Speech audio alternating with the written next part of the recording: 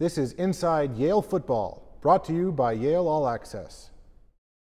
Welcome to another edition of Inside Yale Football, joined by the head coach of the 4-3 Yale Bulldogs, Tom Williams. Coach, that was one for the ages on Saturday. I've never been associated with anything as crazy, bizarre, or fun as the game on Saturday. It was amazing. Your team has now put together back-to-back 200-plus yard rushing efforts in two completely different games, but I'm sure that's something that you're very proud of. Well, to accomplish that under those elements on Saturday was really spectacular. I thought Mordecai Cargill ran like a man possessed. We think of him as kind of a mutter anyway, but obviously credit goes to our young offensive line and our tight ends who created some huge gaping holes for him to run through, but he did his part in breaking tackles as well.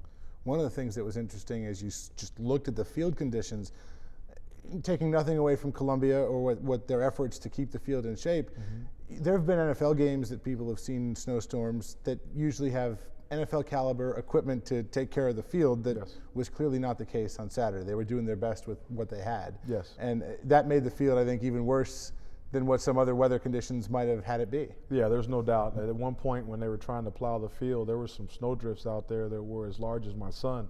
You know, it was like playing football on an obstacle course, which added to the level of difficulty playing the game. Hard to believe that 7 games are in the books. With 1 league loss, 3 games left to go, it's all in front of you. Yale controls its own fate. That's got to be a very exciting prospect. Well, we were thrilled to get some help from Brown this weekend, knowing that we had an opportunity to play Brown also. And have them at home. So we're back in the hunt. As I said to our team, we have our destiny back in our hands. And this stretch of the season, there's no better place to be. The games they remember are played in November. Well, it's Brown is a game that everyone remembers from last year, thanks in large part to Chris Smith with the 2 kickoff returns for touchdowns. Do you expect him back this week? We do. We expect Chris to be back healthy. Roy Collins and Alex Thomas all should be ready to contribute to the game on Saturday. And your defense was very proud of its effort on Saturday as well. That's really kind of an anchor on this team. Yeah, our defense is very prideful, and our guys know that we haven't played our best football. So they took that personally, even though the weather conditions were as they were. Our guys were very focused on stopping Columbia's high-powered offense, and I felt like even with the elements the way they were very successful.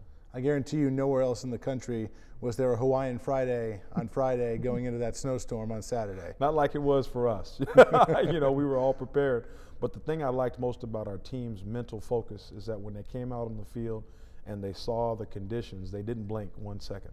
We're going to talk to Philippe Panico in a few minutes. Did you have any hesitation sending him out there in those conditions? I didn't. You know, Philippe's been very good for us this year when he's had an opportunity to kick the football.